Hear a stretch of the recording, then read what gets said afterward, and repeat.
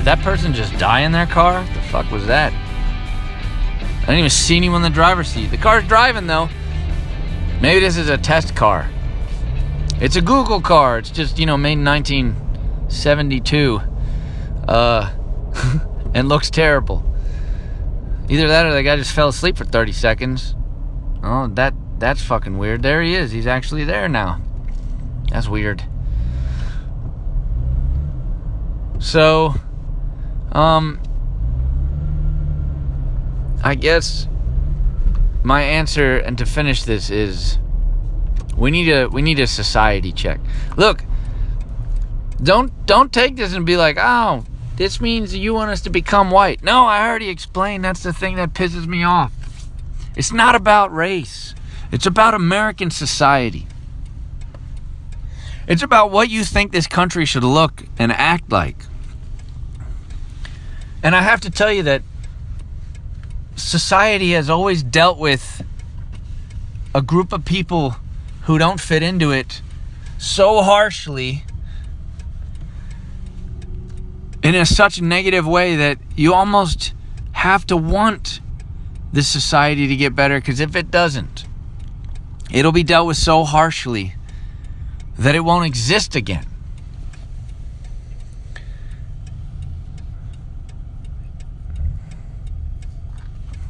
We can't afford another thing like, say, the Holocaust.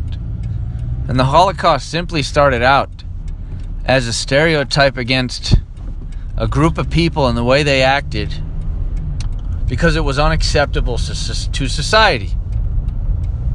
Now, I'm not saying that's going to happen to African Americans. They got through that time period, and we're coming out of it, at the moment, thankfully. Even though a German Jew thought that everything was safe. But if we don't fix the mindset, you guys saw this past election. Trump was able to pull out the racist vote, and all he had to do was talk about the cities, a place where most racists have never been. They just see him on TV. They hear about all the violence and the murder, and they're just like, oh, see? I told you. They all the same. They all these violent individuals. And then, of course, the news and our cities deliver them more of the same. I think there should be more black activists speaking against parts of our communities. And there should be more Hispanic activists speaking against parts of our communities. We have enough white activists hunting down racists. We've gotten very good at that. We have enough white activists chasing down the ignorant people in our society. I'm going to tell you guys one of the worst things I've heard in my life, and it bothers me so much. And that is when I hear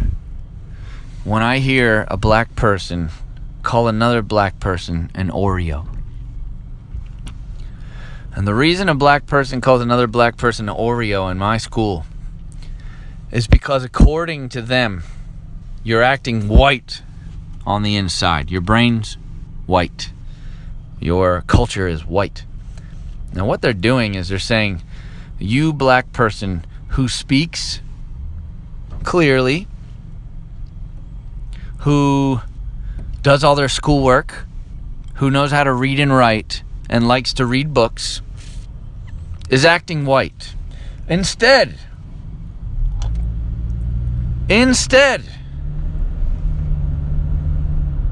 of being allowed to be a black person who is attempting success in their life, who is educated.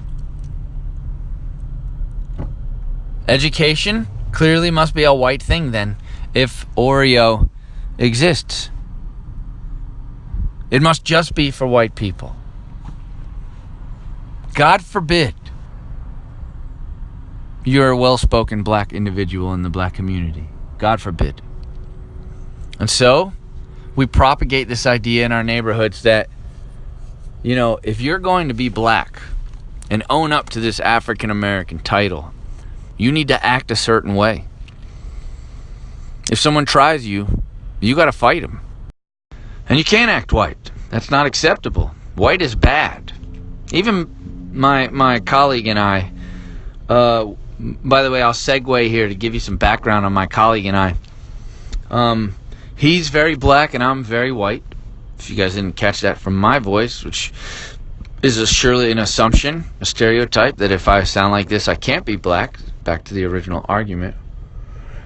But he, a very well-spoken, extremely intelligent black individual, sometimes he and I have these massive discussions, and it took us 10 years to get to this point. 8.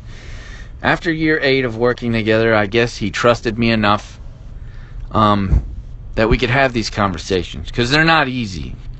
It's not easy at all for a white person to have the trust to discuss this with a black person, and it's not very easy for a black person to have the trust that a white person is even listening to them when they talk about these things.